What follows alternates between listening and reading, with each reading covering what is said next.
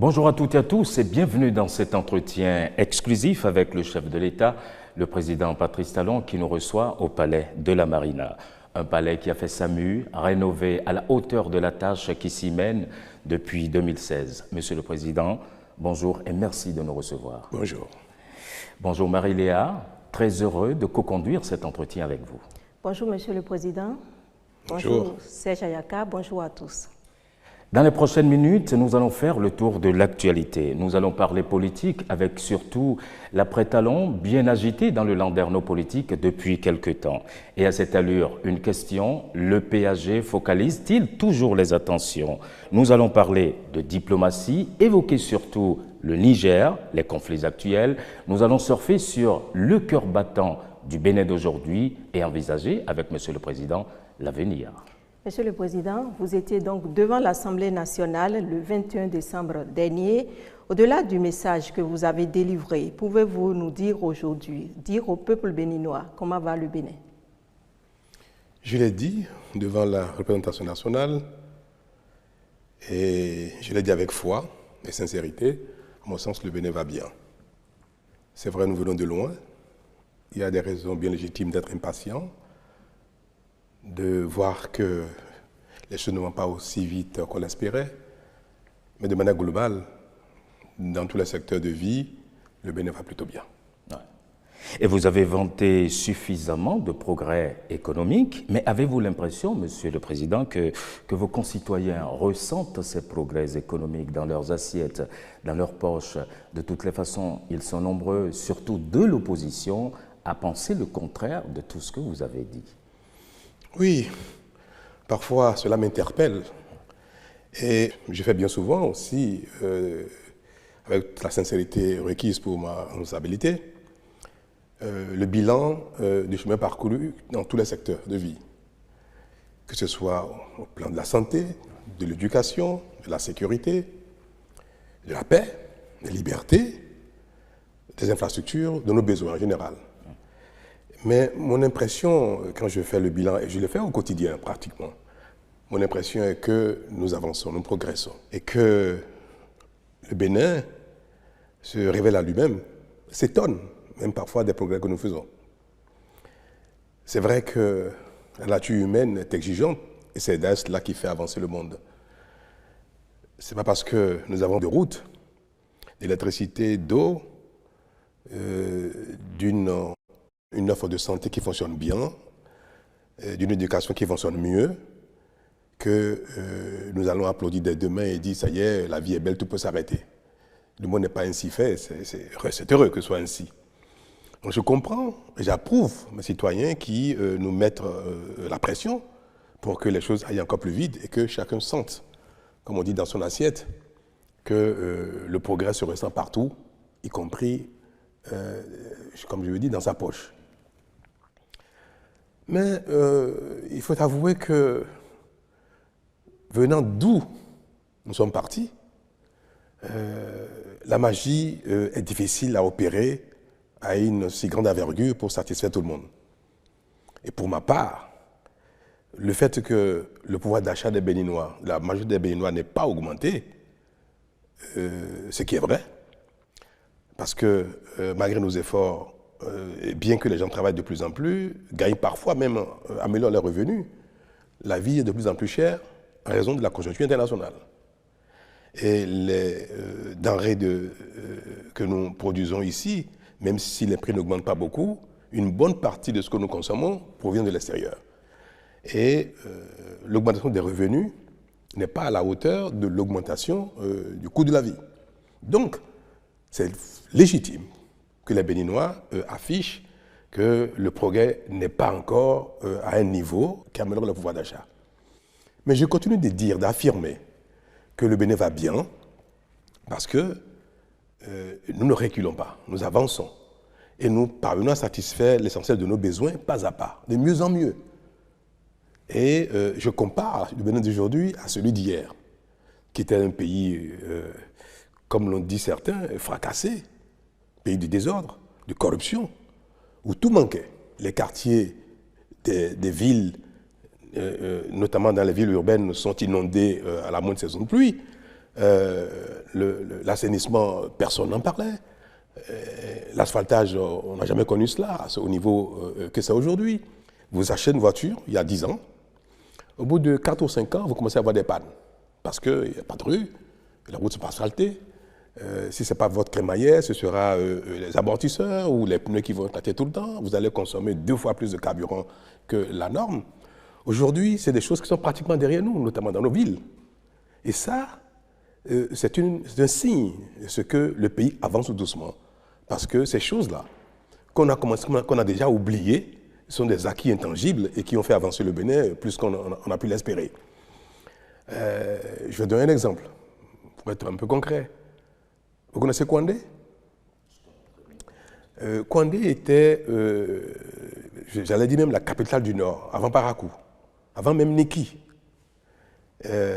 Mais Kouandé, c'est, avec Niki et Parakou aujourd'hui, le cœur de l'ère Batonou. Pour aller à Kouandé, qui est une commune importante dans notre histoire, dans la vie du Bénin, il n'y a jamais eu 1 centimètre de goudron, comme on dit, comme on aime bien dire chez nous. C'est ça le Bénin d'hier. Aujourd'hui, le goudron est en train d'aller à Kouandé. Niki, il y a eu un semblant de goudron. Cette voie a été badigeonnée. Et quand vous allez à Niki aujourd'hui, vous avez l'impression que c'est tout sauf une route bitumée. La reprise est en cours, ça y est, nous démarrons bientôt les travaux. Il n'y aura plus une seule commune au Bénin qui ne soit reliée par le bitume. Ce sont des progrès tangibles. Ça montre bien que le Bénin avance. L'école, tout le monde le constate, fonctionne mieux. La santé fonctionne mieux, les microcrédits fonctionnent mieux. Le pouvoir d'achat n'a pas augmenté, mais le revenu a augmenté. La corruption. La pagaille qu'on connaissait jadis, et vous vous souvenez très bien, l'ancien président, il disait avec sincérité qu'on réclame que le Bénin doit préserver sa démocratie telle qu'elle était, et il qualifiait cette démocratie de démocratie Nescafé. Ouais. Vous savez ce que ça veut dire, démocratie Nescafé? Ça veut dire une démocratie de pagaille, de corruption. C'est ça ce que ça veut dire. Ouais. Donc le président béninois, d'alors, qualifiait notre démocratie d'une démocratie de pagaille, c'est-à-dire d'anarchie et de corruption. Est-ce qu'on n'a pas raison de corriger cela pour que le Bénin ne soit plus un pays de pagaille et de corruption? Non, effectivement, il y a des domaines dans lesquels le Bénin n'a pas progressé. Ouais. Et lesquels? Oui, justement, parlons de ces points. Dans la pagaille, on n'a pas progressé. Dans la corruption, on n'a pas progressé parce que le Bénin est de moins en moins corrompu et la pagaille n'est plus de ce monde. Donc, tout ce qui nous caractérisait, à la limite même avec fierté, puisque certains s'en contentaient très bien, ce qui nous caractérisait, nous avons essayé de nous en débarrasser. Aux grandes dames de ceux qui en profitaient. Parce que les ressources du pays étaient distribuées, chacun s'en servait à volonté. Et puis après, on se plaisait bien à les distribuer aux parents, aux amis et consorts, et puis ça y est, on dit l'argent circule. Mais aujourd'hui, l'argent du Bénin n'est plus volé, n'est plus distribué. Et quand j'entends l'opposition qu'on venait de dire, dire haut et fort que les gens ne mangent pas, l'argent ne circule pas, je veux leur dire que dans un pays qui progresse, dans un pays normal, chacun doit vivre de son travail. Donc, il faut qu'on donne du travail à tout le monde. C'est ça que nous nous efforçons de faire. Construire le pays de sorte qu'il y ait de l'emploi pour tout le monde, que chacun vive de ses efforts. Et non que les politiciens volent les ressources du pays et après les distribuent en jouant les mécènes, ici et là. Et vous savez très bien, quand on nomme un ministre à l'époque, quand on nomme un directeur général, il va chez lui, il fait une messe d'action de grâce. Et on chante. Je ne sais pas chanter si je vous aurais donné les refrains. Je crois qu'on disait... Rappelez-moi cette chanson qui dit « Je suis dans la joie ». Une joie immense. Parce que Papa Bonheur m'a nommé. Quand on nomme quelqu'un, ministre, ben, tout de suite, il prend 10, 20 ou 30 millions dans les caisses de là où on l'a nommé, il va au village, il fait une grande messe, donne la magie à tout le monde, et puis il distribue l'argent du pays. Et impunément, c'était ça le Bénin. Est-ce que ce Bénin est toujours le même? Est-ce que ce Bénin progresse? Ce Bénin se débarrasse de ses travers? Bien oui, et nous progressons, nous travaillons, nous construisons notre pays doucement. Moi, je suis fier de ce que fait le Bénin. Vous dites que le Bénin se construit, mais il y a aussi des points d'insatisfaction. Prenons par exemple le PAG. Est-ce qu'il évolue comme vous l'auriez voulu? Je dois vous l'avouer, le rythme ne me satisfait pas assez parce que je suis un perfectionniste. Je suis impatient dans la vie en général. Et j'aurais bien voulu que les choses aillent plus vite. Mais nous venons de si loin. Nous venons de si loin que aller plus vite peut relever de l'utopie. Le Bénin n'est pas si riche que ça. Nous n'avons pas de pétrole, nous n'avons pas de diamants, nous n'avons pas de forêts que nous vendons. Mais nous vivons de nos efforts, de nos économies, de ce que chaque Béninois met dans la caisse de l'État. Et aujourd'hui, c'est avec ça que nous parvenons à améliorer nos infrastructures, à satisfaire nos besoins essentiels. Et nous avons connu, le monde a connu Covid, la guerre en Ukraine est en cours. Aujourd'hui, il y a d'autres foyers de tension. Les taux d'intérêt ont augmenté partout dans le monde. Donc, nous sommes dans un environnement plus difficile. Et tous les pays du monde vivent cet environnement-là. Vous avez vu en Amérique du Sud, la situation en Argentine et autres, qui est quand même très, très difficile. Mais est-ce que le Bénin, dans ce contexte global si difficile, parvient à avancer mieux que les autres? Parfois, pour savoir si on avance, il faut regarder ce qui se passe derrière soi, pour savoir si on avance. Et je pense que dans le contexte global, le Bénin fait beaucoup d'efforts, et le Bénin n'est pas dans une situation aussi chaotique que d'autres. C'est ça qui nous permet de dire, le monde va mal, c'est difficile, les conditions de vie sont pénibles. Et malgré tout, le Bénin parvient tout doucement à tirer son épingle du jeu. Et c'est pour ça que tout le monde nous envie. C'est pas parce que le Bénin est un paradis déjà, et que tout le monde vit très bien, tout le monde a le pain quotidien, que nous sommes enviés. C'est parce que nous résistons mieux, nous faisons beaucoup plus d'efforts que les autres, et nos efforts payent, et ça se voit, tout le monde le voit.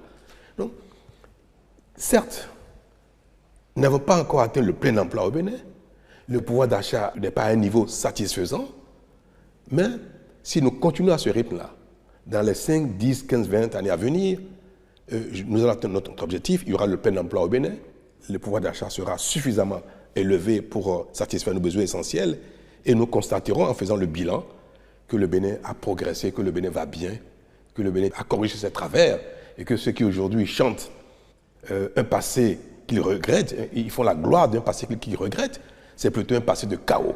Et ça, on ne peut pas souhaiter que le Bénin retourne à ce stade-là quand on aime son pays, quand on s'aime soi-même.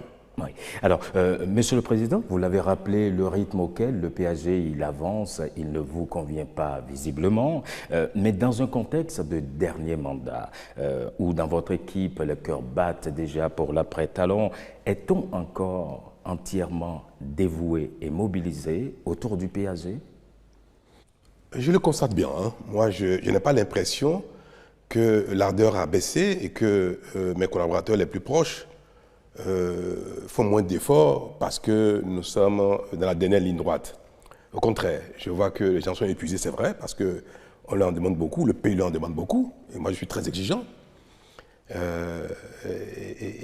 Mais, bien que les gens, et c'est légitime, hein, tout le monde, bien que tout le monde ait les yeux rivés déjà un petit peu sur l'avenir du pays, sur 2026, qu'est-ce qui va se passer, et qui vont être les dirigeants de demain, c'est une question légitime. À laquelle tout le monde pense un petit peu. Mais cela, pour autant, n'a pas émoussé l'ardeur de ceux qui ont la tâche. Moi, j'ai bien le sentiment, et c'est ce que je vois, je constate, qu'il n'y a pas de faiblissement des efforts qui sont produits par les uns et les autres. En tout cas, tout au moins en ce qui concerne l'administration, les divers responsables au plus haut niveau qui conduisent la mise en œuvre du PAG avec moi. Donc, je veux vous rassurer que la fin du mandat qui s'annonce, normal d'ailleurs, tout finit bien un jour, n'a pas du tout émoussé l'ardeur des uns et des autres.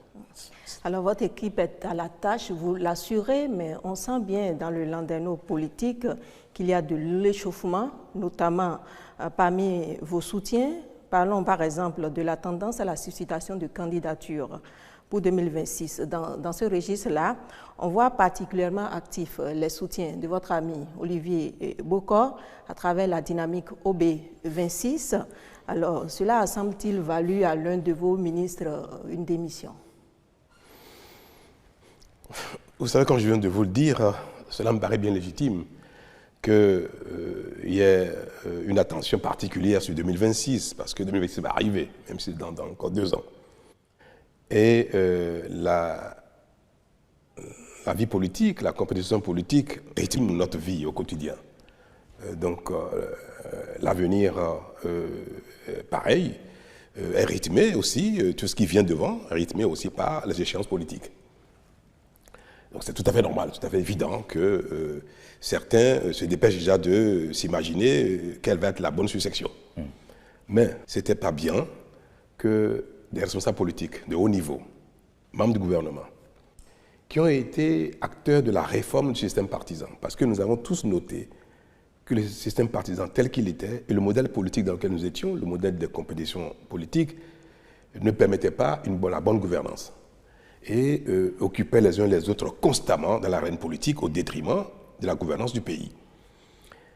Et nous avons dit également qu'il fallait réduire l'envergure des chapelles politiques pour qu'il y ait plutôt de la cohérence dans l'action de gouvernance de ceux qui accèdent au pouvoir.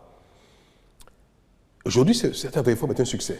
Nous avons vu qu'il y a moins de partis politiques, les groupes sont plus homogènes. L'Assemblée nationale aujourd'hui comporte 3 partis politiques et si les choses continuent ainsi, nous aurons à l'avenir peut-être maximum 4 ou 5 grands partis au plus au Parlement. Et nous avons également, dans la réforme, souhaité, et cela a été acté dans tous les dispositifs de la réforme, que ce sont les partis qui font la compétition, qui produisent les candidats, qui font la promotion des candidats et qui présentent les candidats, notamment aux élections communales, les élections législatives. Et que, y compris pour l'élection majeure, il fallait que ce soit les partis qui soient à l'initiative et adoubent les candidats pour qu'il y ait une cohérence entre la gouvernance au niveau central, au niveau législatif et au niveau local. Toute chose indispensable à la bonne marche d'un pays en développement. Alors, aujourd'hui, aucun parti politique ne s'est encore lancé dans le choix des candidats. Ni le Bloc républicain, ni l'Union progressiste, ni les démocrates, ni l'FCBE, autre encore. Personne n'a encore fait ça. Et les organes des partis n'ont pas encore ouvert la compétition à leur sein. Et comment on peut voir quelqu'un qui a été au cœur de la réforme, notamment le ministre auquel vous faites allusion, ignorer son parti politique, ignorer cette réforme, ignorer cette bonne disposition qui, aujourd'hui, gouverne notre pays en matière politique, et commencer à faire la promotion d'un candidat, son candidat à lui, ce qu'il estime être peut-être le meilleur candidat pour lui pour 2026, au mépris de tout ce que nous sommes en train de bâtir ensemble. Et c'est bien pour ça que je l'ai rappelé à l'ordre. Mais est-ce que cela n'est pas légitime? Qu'il faut préserver nos petits acquis qui sont en train de se renforcer. Donc pour moi, le moment n'est pas encore arrivé. Les partis n'ont pas encore ouvert la compétition. Laissons-leur le temps d'ouvrir la compétition. Et ceux qui sont candidats vont faire la course au sein de leurs organes politiques. Mais il n'y aura pas de candidat au Bénin sans les partis politiques à l'avenir. Ce sont eux qui vont décider, qui vont adouber les candidats, leurs élus vont donner les parrainages, et il faut souhaiter que ce soit ainsi, pour qu'il y ait de l'ordre, qu'il y ait de la discipline, que le pays fonctionne conformément à une ligne directrice. Oui. Donc, il ne faut pas permettre cela. Vous avez parlé de mon ami, Olivier Bokor. Oui. Moi, je ne sais pas s'il est candidat, je ne sais pas. Il ne vous l'a pas dit? D'abord, le moment n'est pas arrivé. Deuxièmement, je ne suis pas du genre à faire la promotion de ma famille, de mes amis, de mes proches en matière politique. Ce n'est pas mon genre.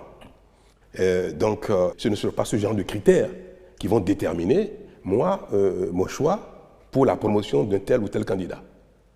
C'est pour vous dire que je ne suis pas dans un tel schéma, mais je suis à égale distance de tout le monde.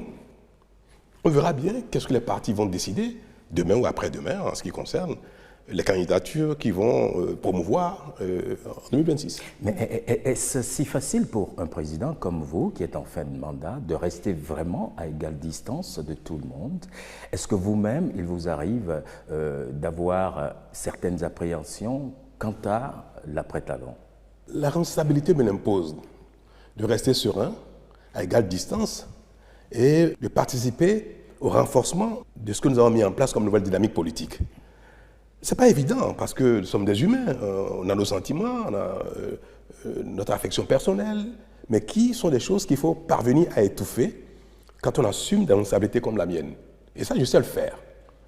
Et c'est pour ça que je ferai tout.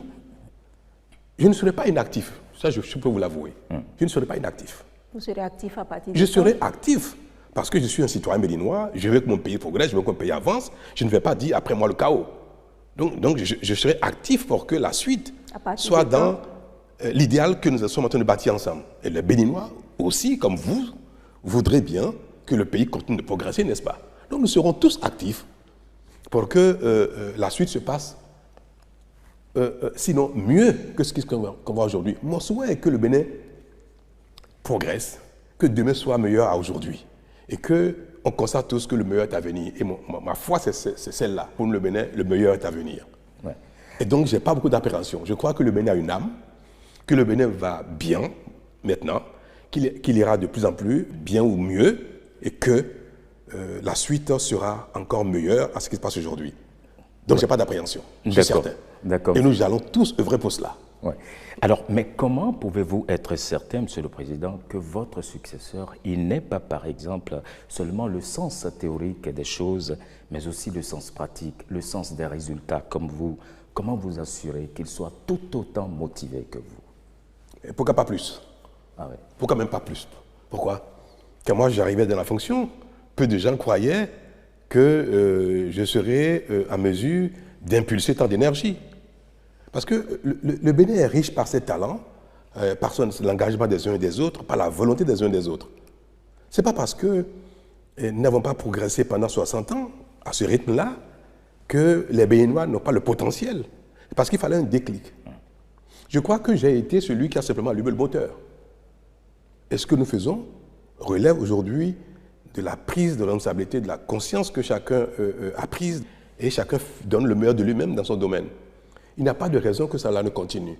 Donc je ne peux pas dire que celui qui me succédera a peu de chances de faire autant que moi en matière d'engagement, de volonté, de responsabilité. Je pense même que ce sera mieux. Parce que je pense que j'ai donné un exemple en montrant combien je mets le cœur à la tâche. Et celui qui viendra voudra faire plus que moi, autant que moi, sinon plus. Et nous verrons à ce que celui que nous allons promouvoir et que le peuple va choisir, que celui-là soit le plus indiqué possible en cette matière de volonté, de capacité, d'engagement, de compétence, d'amour pour le pays, de volonté et consort. Et c'est pour ça que moi, je vous dis plutôt, le meilleur est à venir. Ah oui. Oui, je voudrais bien, Monsieur le Président, vous dites que cette personne-là sera choisie et qu'il faudra vraiment faire ce choix en tenant compte d'un certain nombre de critères qui lui permettraient peut-être d'aller au-delà de ce que vous avez fait. Mais à partir de quand ce choix sera-t-il fait? À partir de quand les partis politiques pourront effectivement lancer des appels pour les candidatures, selon vous? 1 an, 2 ans? Le rythme politique, malheureusement, n'est pas toujours compatible avec le rythme de la bonne gouvernance et de la satisfaction des obligations de ceux qui sont encore en place. C'est bien pour ça que certains ont commencé trop tôt. Donc, est-ce qu'il faut que les choses commencent dès maintenant? Je pense que non. Parce qu'après, ça va capter trop l'attention des uns des autres. Je vais vous répondre, hein. Enfin, franchement, moi, il n'y a pas de sujet tabou chez moi. Je pense que les partis politiques vont avoir des discussions de coulisses, c'est certain, à partir peut-être d'ici 1 an et demi. Mais la fièvre politique même, ce sera peut-être 6 mois avant. Et je ne pense pas que des choses fondamentales, majeures, se décideront au sein des partis politiques plus de 6 mois avant l'échéance. Et d'ailleurs, vous savez, les acteurs politiques aussi n'aiment pas beaucoup cela. Hein. Donc la compétition, pour moi, va commencer au sein des partis politiques. Les débats, les discussions vont commencer peut-être 6 mois avant. Ce serait une bonne période. D'accord. Toujours au titre de la politique intérieure, Monsieur le Président, vous avez eu récemment des échanges avec le parti d'opposition, les démocrates. C'était le 27 novembre dernier. Au-delà du point d'accord sur l'audit de la liste électorale, quelques jours d'assises pour l'avenir, comme le demande ce parti, ne seraient-ils vraiment pas les bienvenus? Ou pensez-vous que c'est du temps perdu, Monsieur le Président? Moi, je n'ai pas compris ce que les démocrates appellent assises. ils ont des préoccupations, et parce qu'eux, ils en ont, ils pensent qu'il faut arrêter le pays, il faut que tout le monde aille s'asseoir sous la palabre pour échanger sur des sujets qui, pour moi, ne présentent pas d'intérêt particulier. Le pays n'est pas en crise. Il n'y a pas de crise sociale, il n'y a pas de crise politique. La démocratie fonctionne de mieux en mieux. Et je ne sais pas. Moi, je ne sais pas ce qu'ils voulaient dire par assise nationale. Ils ont évoqué 2 problèmes. Vous avez suivi l'entretien avec les démocrates. Ouais. Ils ont évoqué la nécessité d'auditer la liste électorale pour donner l'assurance à tout le monde que la liste est normale, convenable et qu'il n'y a pas de tripatouillage. C'est même pas qu'on sera pu se faire. J'ai donné mon accord. Est-ce qu'il fallait des assises pour qu'on donne satisfaction à une telle demande? J'ai même dit que l'État financerait le coût de cette audit et des corrections nécessaires. Et ils ont la main aujourd'hui pour trouver les experts qu'il faut pour auditer la liste librement, à la charge de l'État. Sauf s'ils décident de financer eux-mêmes, ce serait bien, le Bénin les remercierait. Pour ça, il n'y a pas besoin d'assises. Alors quel est l'autre sujet qui constitue une crise ou l'intérêt d'une assise nationale, sauf à souhaiter qu'on se rassemble, qu'on se taquine, comme on a pu l'observer. Je vais dire, Monsieur le Président, vous avez entendu, il me dira, l'autre des hommes me diront, je n'ai pas entendu, ça va amuser nos concitoyens. Et puis bon, non, on ne va pas faire des assises pour ce genre de choses. Il faut être sérieux. Et j'estime qu'il n'y a pas de crise, il n'y a pas de problème qui nécessiterait que nous rentrions dans une telle démarche, en général, destinée de manière grave, sérieuse, à rassembler les citoyens autour d'une situation qui mérite qu'il y ait une pause et qu'on discute. Ce n'est pas le cas. À l'occasion de ces échanges, on vous a vu opposer un refus à la demande d'amnistie en faveur d'acteurs politiques en prison ou se considérant comme exilés. Un nom de principe que certains ont du mal à comprendre, Monsieur le Président, et rappelle que vous-même, vous en avez bénéficié. Vous avez bénéficié donc du pardon de votre prédécesseur il y a quelques années. Qu'en dites-vous? Bon, cela m'amuse. Cela m'amuse. La chute de votre question m'amuse beaucoup, parce que j'ai entendu dire ici et là, Patrice Talon lui-même a bénéficié du pardon du prédécesseur, et puis aujourd'hui, il refuse le pardon à des exilés politiques ou à des condamnés politiques. Vous voulez savoir, vraiment? Bien sûr. Alors moi, je vais demander. Parce qu'il est important que les Béninois, le peuple béninois, sache ce qui se passe parfois au sommet de l'État, au niveau des plus gros responsables, à qui ils confient pour un temps notre destin commun. Et je vais demander à mon aîné, au président Yaya Boni, mon prédécesseur, d'accepter que nous ayons des discussions, on va faire ce qu'on appelle la tchakpodi, sous la palabre. Et on va s'asseoir avec certains, puis on va parler, on va faire l'histoire, de rappeler les faits qui se sont passés à cette époque, notamment entre lui et moi. Mais qui ne sont pas des choses qui concernent vraiment le Bénin, parce que ça a été un conflit entre 2 personnes. Et ça, je l'ai rappelé un peu en 2016. Parce que des personnes qui ont été amies, j'ai été le soutien du président Yaya Boni, après on ne s'entendait plus sur la façon dont le pays fonctionnait, sur la gouvernance du pays et sur la projection politique. Et cela a tellement abîmé nos relations que cela a été l'occasion d'une tragique comédie entre 2 hommes, mais qui a amusé le pays, mais qui a inquiété également le pays. Dieu merci, les choses ne sont pas allées plus loin que ce théâtre qu'il y a eu. Donc, je vais vous dire, moi, personne ne m'a pardonné, de rien du tout. Il y a eu, vous savez, une procédure judiciaire ici contre moi, notamment en ce qui concerne les accusations dont j'ai été objet une fois que je suis parti du pays. Je suis parti du pays parce que, je vais vous le dire, je vais ouvrir une brèche sur la tchakpodi, en entendant cette discussion sur la palabre, où on va mettre tout ça sur la place publique, devant les concitoyens, pour que les gens comprennent. Il y a eu une conférence de presse d'un certain maître Agbo, le 18 septembre 2012, je crois. Et maître Agbo aurait dit, je n'ai pas suivi la conférence de presse, j'étais à un dîner, c'était le jour anniversaire d'un ami qui m'a invité à un dîner, et j'ai appris plus tard. À cette conférence de presse, il aurait dit, ce monsieur, que le président Yaya Boni passerait sur les cadavres des Béninois pour un 3e mandat ou pour continuer ce qui se fait. Et que le pays allait très mal et qu'il fallait au moment opportun que le régime plie ses bagages et qu'on on chante autre chose. Et le président d'alors a dit ou a compris ou a décrété ou a imaginé que je suis à la base de cette conférence de presse, que c'est moi qui aurais commandité cette conférence de presse. Et le lendemain, il était à Abuja, je vais vous le dire, hein, et a instruit le service d'État, de défense et de sécurité, par la justice, d'aller me chercher. Et quelqu'un, parmi ceux qui ont été instruits, m'a appelé, m'a dit « Monsieur Talon, nous savons que vous êtes un peu de nature casse-cou, téméraire, mais cette fois-ci c'est sérieux. Nous avons été instruits pour aller vous chercher par tous les moyens, quittez le pays. Quittez le pays, ne soyez pas suicidaire. »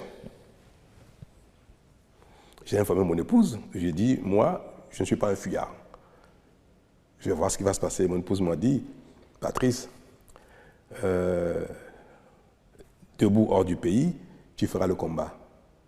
Mais sous terre, non. Ce n'est plus possible. Alors, tu ne feras pas le con. Comme je suis quelqu'un d'assez... Parfois, certaines personnes, quand elles parlent, elles me donnent des recommandations, je suis docile, comme on dit. Je suis parti. Et puis, ça ne suivit tout ce que vous savez. Tentative de coup d'État, d'assassinat, d'empoisonnement et tout le reste. Je vous passe des détails, parce qu'on va en parler le jour du Achakpoji. Et puis... Vous y tenez visiblement. J'y tiens, parce que c'est bon que les Béninois sachent enfin les détails de cette comédie-là, qui continue d'ailleurs de polluer l'atmosphère. La justice de mon pays a dit que non-lieu, tous dont étaient accusés n'avaient jamais existé. Même si les juges à l'époque, qui étaient quand même sous ordre, ont cherché par tous les moyens à prouver que Talon a eu l'intention, a voulu faire, mais en fin de compte, ça ne s'est pas passé, il n'a pas fait, bref. Et il y a eu un non-lieu. Je n'ai été reconnu coupable de rien du tout. En France, pareil. Mais comme j'étais actif politiquement, mon prédécesseur, le président Bouni, a souhaité qu'on fasse la paix. Ce n'est pas moi qui ai sollicité une paix. Moi qui ai sollicité la réconciliation de deux hommes. Bien que je sois un homme de paix, de réconciliation. Mais l'initiative ne venait pas de moi. Et le président, l'ancien président du Sénégal, le président Diouf, qui était secrétaire général de la francophonie, a été appelé, on lui a demandé, j'étais à Paris, de m'appeler et de me demander qu'il faut qu'il y ait la paix entre mon aîné et moi. Mais qui refuse de faire la paix? Je suis allé à la convocation du président Abdou Diouf. Et il m'a dit, il faut que tu fasses la paix avec ton aîné. J'ai dit, mais moi je veux bien, je n'ai jamais fait la guerre à personne. Et c'est cela qui a donné lieu à des échanges du genre. Et puis on vous dit, vous savez, en Afrique, quand on vous dit, même si tu n'as rien fait à quelqu'un, dis pardonne, demande pardon, demande excuse de tout ce qui a pu... Je dis, je n'ai fait rien à personne, je suis condamné pour rien, je suis accusé de rien. Je n'ai pas à demander quoi que ce soit. Mais, en fine, c'est faire preuve de rancœur que de ne pas dire à son protagoniste, écoute, si j'ai pu t'offenser, si j'ai pu te faire du tort en quoi que ce soit, si j'ai pu en quoi que ce soit, alors je le regrette. C'est une forme élégante de dire je suis prêt pour la paix sans dire je ne suis coupable de rien. Parce que, vous savez, vous pouvez offenser quelqu'un juste parce que vous êtes une embûche, un obstacle à ses ambitions. Ou bien la personne a pensé que vous l'avez méprisé. Donc quand on veut faire la paix vraiment, c'est une formule consacrée. Et quand vous êtes à la presse, allez chercher les documents qui ont été publiés à l'époque, par lesquels Talon aurait dit, OK, on fait la paix, et lisez, vous allez voir ce qui a été dit. Et je n'oublie pas ces choses-là. Et j'ai dit, si j'ai pu vous faire du tort, du mal, de quelque manière que ce soit, alors là, je le regrette. Mais je suis un ami, mon aîné, président de mon pays. Ouais. Donc moi, je n'ai jamais demandé que Yabou me pardonne de quoi que ce soit, et il m'a pardonné de rien du tout. Parce que je n'ai rien fait, puisque je suis condamné pour rien, il n'y a rien du tout. Oui.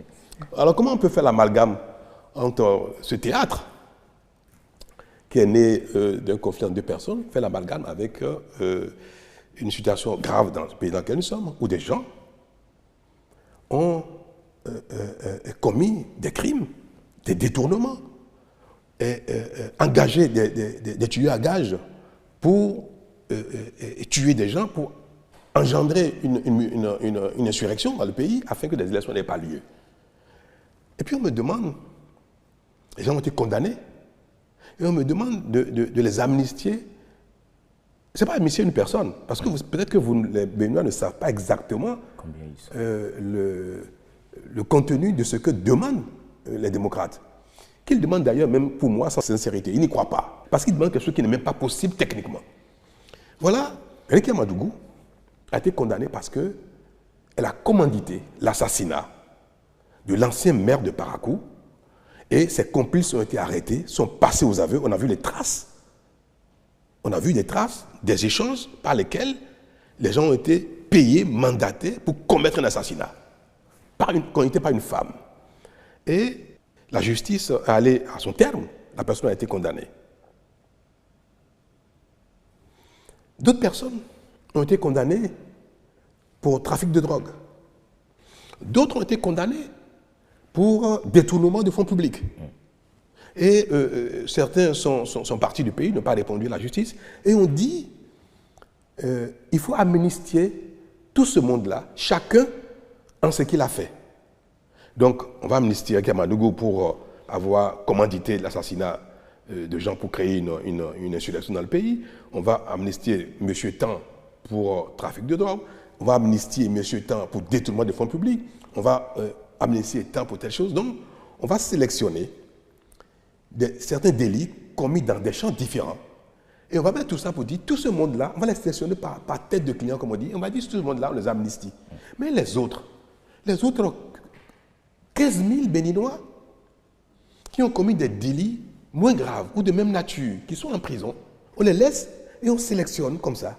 Pierre, Paul, Jacques, Fatouma et consorts, et puis on dit, ceux-là, il faut les amnistier. Dans quel pays ça se passe? On peut amnistier pour un événement particulier, un fait particulier, comme on l'a fait en 2019. Il y a eu une situation grave, tous ceux qui ont été impliqués ont été amnistiés. Moi, je veux bien que techniquement on me demande, Monsieur le Président, il faut amnistier toutes les personnes qui ont été coupables ou impliquées dans un événement, dans un fait particulier qui a été une crise au Bénin, comme en 2019. Et on peut décider de le faire. Mais comment on peut ne pas être dans cette démarche et dire que pourvu que la personne ait été politique, ait été l'ami d'un politicien, ait été le parent ou la copine, la maîtresse d'un politique, quel que soit le délit pour lequel la personne a été condamnée, il faut l'amnistier. Techniquement, ce n'est même pas possible. Donc je vais finir. D'accord, Monsieur le Président. Même au Parlement. Si même le Parlement était à 100% démocrate, écoutez-moi bien, si le Parlement était 100% démocrate, une telle loi ne peut pas être votée. Ah oui. Une telle demande d'amnistie, c'est impossible. On ne peut pas choisir comme ça, sélectionner 10, 20, 30 personnes dans le pays et dire ceux-là, on les amnistie de tout ce qu'ils ont fait, quel que soit ce qu'ils ont fait. Ce n'est pas possible. Voilà donc ce que la demande. C'est une demande folklorique. C'est une demande politicienne. Et ceux qui sont avisés savent très bien que ce n'est pas possible de donner une suite à une telle demande. Et puis maintenant, on fait l'amalgame. On dit, Talon refuse de pardonner. Moi, je ne gouverne pas avec l'affect. L'affect, nous sommes tous dotés de cela. Mais je gouverne avec la responsabilité, la raison que les citoyens béninois attendent de tous leurs responsables. Gouverner avec la raison, avec le sens de responsabilité qu'il faut. Ne pas mettre le feuillet à faire ça parce que tel serait mon parent, tel serait un ami, tel serait un partisan. Et ce n'est pas ça que les Béninois attendent de quelqu'un comme moi.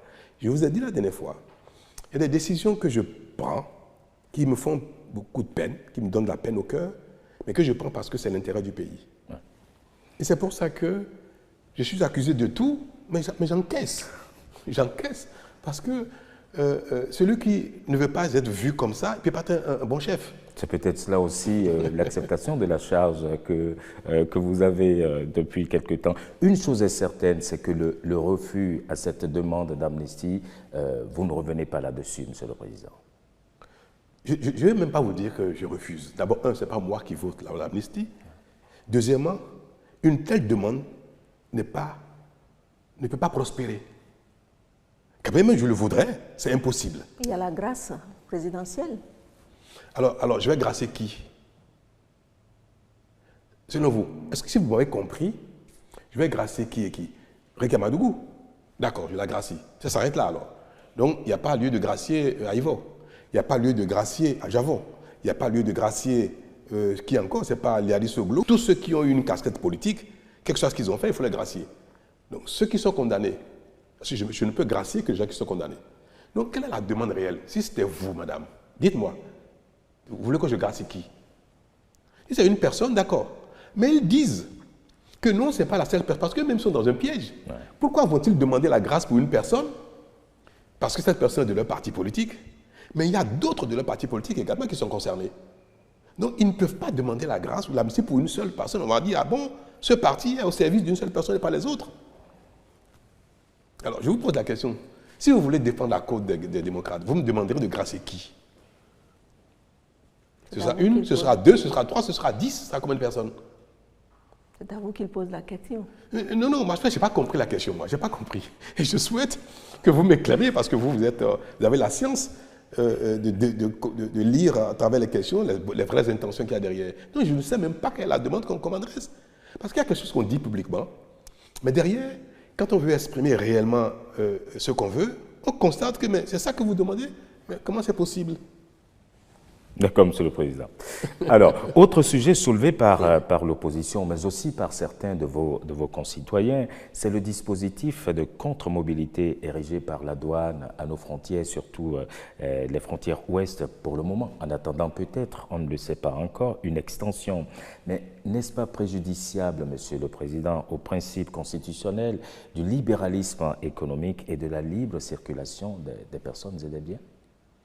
Là, je ne vous comprends pas. Nous avons érigé des infrastructures de contre-mobilité aux sorties anarchiques des frontières du Bénin. Ouais. En quoi cela est contraire à la libre circulation des personnes et des biens? Et tous les pays du monde contrôlent leurs frontières. Vous savez, la Belgique et la France sont deux pays voisins. Ils sont membres de l'Union européenne. Ils ont une intégration régionale aboutie, où il y a véritable circulation des personnes et des biens. Malgré cela, les voies qui relient la Belgique et la France sont des voies connues. Et si vous y allez, vous allez voir, il y a des postes de police, de douane qui sont, même s'ils n'arrêtent personne, mais ils sont là. C'est des voies qui sont connues parce que le juge a un problème, on sait ce qui s'est passé, on peut fermer, faire des contrôles et consorts. Donc, tous les pays ont une idée très claire des voies par lesquelles on quitte le territoire pour aller dans un autre territoire, même s'il y a libre-échange entre les pays. Les gens au Bénin, chacun se lève et ouvre la voie qu'il veut. Non, il y a des centaines de milliers de voies qui relient le Bénin avec le Togo, le Nigeria. Heureusement, au Niger, il y a le fleuve, le Burkina. Il y a des milliers de voies, de sorte que rien ne tient. Alors, nous avons dit qu'il faut fermer ces voies-là et avoir les voies dédiées. Entre le Bénin et le Togo, s'il faut 10 voies dédiées, s'il faut 20, s'il faut 50 voies dédiées, nous discutons avec les maires, les responsables à divers niveaux pour dire, dans cette localité, quelles sont les voies qu'on va dédier à la circulation entre le Togo et le Bénin. Donc nous avons choisi, et avec les élus locaux, les voies qui doivent être dédiées aux échanges entre le Bénin et le Togo, bientôt le Bénin Nigeria, le Bénin le Burkina. Et le reste, qui ne sont pas donc recensés comme voies dédiées, il faut les fermer. Donc nous cherchons les moyens de bord que nous avons pour fermer ces voies qui ne sont pas reconnues comme étant voies officielles de circulation entre le Bénin et les pays voisins. C'est tout ce qui est en train d'être fait. Et on dit que... moi je vous ai dit tout à l'heure une chose. Le Bénin ne sera plus un pays de démocratie Nescafé. Ce ne sera plus un pays de pagaille. C'est parce que nous avons laissé prospérer ce genre de choses que Yaïbo même dénonçait à l'époque, démocratie, Nescafé, d'anarchie, qu'aujourd'hui, le fait de dire c'est de l'anarchie, on ne peut pas continuer, on dit ah non, pourquoi? C'est démocrates d'ailleurs qui se font le défenseur du retour à l'anarchie, il ne peut pas formellement nous dire que laisser n'importe qui ouvrir n'importe quelle voie entre le Bénin et le Togo. Il ne peut pas le dire. S'il dit ça, alors ils seront disqualifiés même pour être députés, disqualifiés pour être maire, disqualifiés même pour aspirer à la fonction du président de la République. Parce qu'on ne peut pas promouvoir l'anarchie en tant que responsable dans un pays. Ce n'est pas possible. Alors, lorsque vous décidez, Monsieur le Président, d'encadrer un secteur et donc d'y mener des réformes, et que cela débouche sur la rétention, par exemple, des matières premières à transformer sur place, certains croient, à tort ou à raison, que c'est pour des intérêts personnels. Est-ce, selon vous, une incompréhension de vos ambitions pour le Bénin ou leur difficulté, en fait, à s'adapter aux nouvelles pratiques et à maîtriser le circuit autour de ces produits? On va parler sa langue de bois, n'est-ce pas? Patrice Talon était un opérateur économique, était un acteur de la filière coton. Oui. N'est-ce pas, madame? N'est-ce pas, monsieur? Bien sûr, monsieur le Président. Je ne le suis plus, ce sont mes héritiers qui travaillent, qui ont pris le relais de ce que je faisais jadis. Vous savez que le coton, ça fait combien? Peut-être 30 ans ou 40 ans que il est interdit au Bénin de sortir le coton, la matière première coton, du territoire. Parce qu'à l'époque, le Bénin a fait le choix de commencer son industrialisation par le coton, qui était la production de rente la plus importante, jusqu'au aujourd'hui d'ailleurs. Donc, l'État du Bénin avait construit des usines, et quand la production a commencé à exploser, l'État a demandé à des privés de venir investir au Bénin pour construire des usines d'airainage, pour commencer la première phase de notre industrialisation. Et beaucoup de gens sont intéressés à cela. C'est à ce titre que Patrice Talon est devenu un égreneur privé. Parce que l'État a dit, venez investir dans le secteur, parce que l'État n'a pas les moyens de le faire tout seul, l'État n'est pas qualifié pour le faire tout seul. Si personne ne le fait, l'État sera obligé de le faire. Et l'État a dit à l'époque, je n'étais pas président, je n'étais pas ministre, je n'étais pas du tout même proche du pouvoir politique. Et en ce moment déjà, il a été dit haut et fort que la sortie du coton grain du territoire est interdite. Et c'est à ce titre-là qu'on dit aux privés, venez vous installer, vous aurez accès à la matière première. Construisez des usines au Bénin et vous aurez accès, l'État va vous permettre d'acheter le coton grain qui ne sortira pas du territoire national. Donc c'est une politique normale, ancienne. Elle ne date pas d'aujourd'hui. Et tous les pays du monde qui veulent transformer leur matière première décident d'investir par l'État ou par le secteur privé ou faire la promotion d'autres. Vous dites, venez investir ici.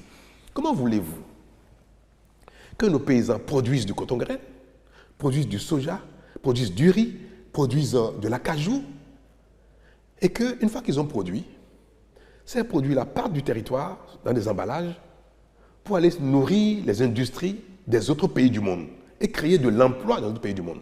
Et leurs enfants sont au chômage. Et ce qu'il faut noter, c'est que ce n'est pas que le fait de vendre les produits à des exportateurs, ce n'est pas que ça leur donne tellement de richesse, tellement d'argent, qu'ils parviennent à nourrir leurs enfants, à les marier, à s'occuper des petits-enfants, à leur acheter une maison à chacun.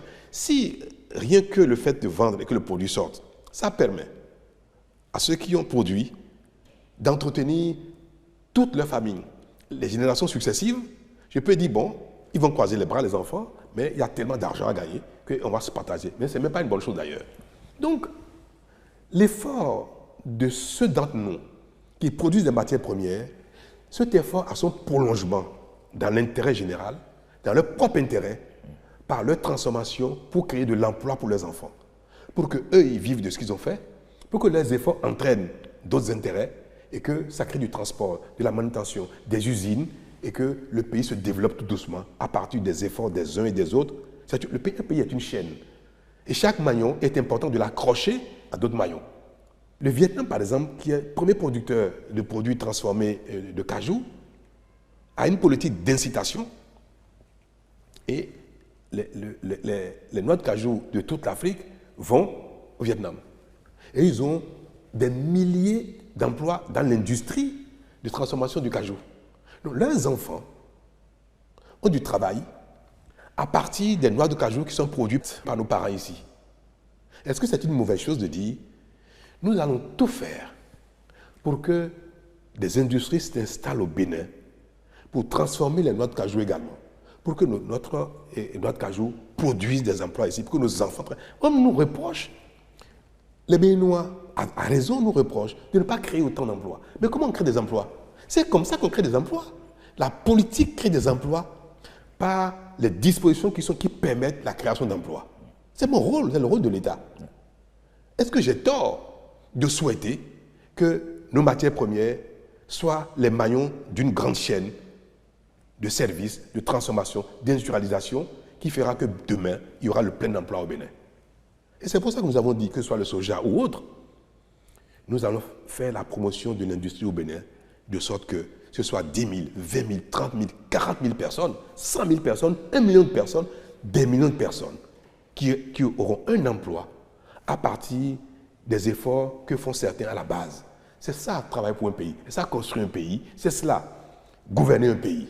Donc, moi, je ne fais pas attention à ceux qui veulent que le Bénin reste un pays éternellement pauvre, ceux qui veulent que le pays soit un pays de fraude, de corruption, de pagaille, de démocratie Nescafé, et que, bon, après, on se contente de dire le peu que le pays produit, on prend, on distribue aux gens, on fait des messes, et puis le pays vit de mendicité, et le pays ne se développe pas. Le Bénin va se développer, parce que c'est ça, la méthode. Ouais. C'est par ce moyen, n'inventons rien. Hein. Moi, je ne suis pas un génie, je n'ai rien inventé. Mais c'est ce que les autres ont fait pour développer leur pays. On va faire pareil. Alors, Monsieur le Président, l'actualité, ce n'est pas seulement au plan intérieur. Elle est aussi marquée par un sujet géopolitique sous-régional, le Niger, notre voisin qui a connu un coup d'État, c'était le 26 juillet dernier, lequel a fait réagir vivement la communauté internationale et en particulier la CEDEAO. Et là, parlant justement de la CEDEAO, on a vu le Bénin au premier rang, ce que certains de vos concitoyens n'ont pas compris. Alors franchement, Monsieur le Président, qu'est-ce qui a motivé votre position à l'époque et est-elle toujours alignée sur celle de la CEDEAO? Mais, vous savez, les autorités actuelles du Mali sont arrivées par un coup d'État. Ouais. Vous savez aussi qu'ils ont voté une nouvelle constitution. Ils ont adopté une nouvelle constitution. Ça a été revu et dans cette nouvelle constitution, approuvée, adoptée par les nouvelles autorités maliennes, le coup d'État est interdit, est un crime, imprescriptible. C'est-à-dire, si vous faites un coup d'État au Mali, 50 ans après, vous allez en répondre. On ne peut ni l'amnistier, ni gracier les auteurs. Parce que tel qu'ils l'ont formulé, ils sont arrivés par un coup d'État, mais ils reconnaissent que le coup d'État est un crime, est mauvais pour le pays. Ils le reconnaissent eux-mêmes. Alors, est-ce que dans ces conditions, pendant que les nouvelles autorités maliennes ont dit, bien que nous soyons arrivés par un coup d'État, nous disons qu'il ne faut plus jamais que le Mali connaisse un coup d'État. Est-ce que pendant ce même moment, pendant qu'ils disent ça, qu'il y a eu un coup d'État au Niger, les Maliens peuvent dire, bon, chez nous c'est interdit, chez nous c'est un crime, on ne dit plus jamais, mais au Niger, on applaudit. Est-ce que le Bénin, dans ce même environnement, peut dire, c'est vrai, nous connaissons tous que ce n'est pas bon, que ça fait 2, 3, 4, que c'est très grave, c'est très dangereux, mais que pour le Niger, allez, bon, c'est pas grave, on applaudit, en espérant que ce soit le dernier. Pourquoi il n'y aurait pas un coup d'État au Bénin, au Togo, en Côte d'Ivoire, au Sénégal, pourquoi pas? Si nous applaudissons chaque fois qu'il y a un coup d'État, en disant, espérons que ce soit le dernier. Est-ce que c'est responsable? C'est pour ça que la CEDEAO a dit, trop c'est trop. Notre attitude peut être une promotion au coup d'État. Le fait, chaque fois de dire, oh, c'est pas bien, c'est dommage, c'est pas bien, bon, mais c'est pas grave, on continue, c'est une façon de promouvoir le coup d'État. On ne peut pas être responsable et dire que notre cœur nous recommande de ne pas sanctionner, de ne pas réprimander ceux qui ont fait des fautes, parce que nous avons de la peine à réprimander, nous avons de la peine à condamner, nous avons de la peine à dire on sanctionne. Ne pas le faire est une faute, parce que vous faites la promotion du péché, vous faites la promotion du crime. Donc parfois on n'a pas le choix. L'attitude de la CEDEAO face au Niger, on n'avait plus le choix, parce que c'est devenu quelque chose de récurrent. Nous avons décidé Donc, la CEDEAO a décidé d'aller le plus loin possible pour dire plus jamais ça. Le plus loin possible, c'est dire que si quelqu'un le fait, voilà ce que nous allons faire. Parce que si vous dites ne plus jamais le faire, que vous ne faites rien, ce ne sera que des mots. Alors, quel est le moyen par lequel nous voulons vraiment dissuader les coups d'État? Ce moyen par lequel il ne faut pas le dire, il faut dire, cette fois-ci, on va le montrer. Bien que le Niger soit le pays siamois du Bénin, pays frère du Bénin, il était impératif que nous disions, sans tenir compte du fait que c'est Pierre a raison, Paul a raison, Pierre est le meilleur. Moi, je ne sais pas si les prochains dirigeants du Niger seront meilleurs que ceux d'hier. Je ne présume pas de cela. Et ce n'est pas le fait que Bazoum soit un ami que je dis qu'il ne doit pas quitter le pouvoir d'une manière ou d'une autre. Je dis simplement pour le principe, ça ne doit pas se passer ainsi. Et la communauté internationale, y compris donc la CEDEAO, a décidé de sanctionner, de dire que le bien peut être rétabli par la force. Le mal peut être combattu par la force. Le fait de dire que nous pourrions y aller par la force, c'est pour dire que si c'est un mal absolu, qu'il faut combattre, nous sommes prêts à le combattre le mal même par la force. C'est ça la responsabilité d'un chef, un chef d'État. Mais ça ne veut pas dire que dans notre cœur, nous le souhaitions. Ça ne veut pas dire que qui veut faire la guerre par le cœur lui-même? Qui? Envoyer ses enfants au front juste pour le plaisir? Ça n'existe pas, ça. Donc, le message et la position de la CEDEAO, qui est également la position du Bénin, c'était le seul moyen dont nous disposions pour dire plus jamais ça. Mais personne n'avait l'intention, vraiment l'intention, que les choses dégénèrent. Nous avons, par nos moyens, fait tout ce qu'on voulait pour que cela soit acté, compris par tout le monde, y compris hors du Niger. Mais au constat, bien que nous ayons fait tout ça, voilà la situation, ça a duré des mois et les sanctions créent des dommages graves à nos frères et sœurs du Niger. Est-ce que nous allons dire éternellement que ça se va rester ainsi? La responsabilité nous recommande également d'être réalistes. Nous ne sommes pas Dieu. Nous avons pu faire ce qui est de notre devoir. Après, la nature décide. Dieu décide. L'homme propose, Dieu dispose. La situation du Niger aujourd'hui, telle qu'elle est, elle s'impose à nous. Un responsable, sérieux, doit faire le constat et dire ce qui s'impose à moi. J'ai tout fait pour que ce soit autrement. Je prends acte. C'est la situation dans laquelle nous sommes dans la sous-région et c'est ma situation. Et je dis, le temps de la condamnation, de l'exigence, des menaces est passé. Malheureusement, ça n'a pas produit l'effet qu'on souhaite, mais le peu d'effet qu'il y a eu, pour moi aujourd'hui, est peut-être suffisant pour dissuader d'autres coups d'État. Parce que tout le monde a vu quand même que nous avons porté l'idéal le plus loin possible. Et je vais espérer que même si on n'a pas eu les effets escomptés, que notre position, notre exigence peut être vue comme désormais l'exigence de la CEDEAO, que nous n'allons plus passer le temps de simplement dire c'est pas bien, mais on tourne la page. C'est ça. Et c'est pour ça que je ne rougis pas d'être dans une autre dynamique aujourd'hui et dire qu'on discute avec ceux qui sont là, parce qu'il faut être réaliste. Et dire, bon, on fait comment? On tourne la page, on avance, mais quelle est votre feuille de route? Mais qui nous dit ce qu'ils veulent? Nous allons trouver le moyen de les accompagner. Parce qu'après tout, c'est le pays qui compte, le Niger qui compte. Ouais. Et il faut être réaliste. Ça reste donc un rétropédalage. Appelez-le comme vous le souhaitez, mais si l'homme n'est pas capable de rétropédaler, alors là, il se prend pour Dieu. Je vais répéter.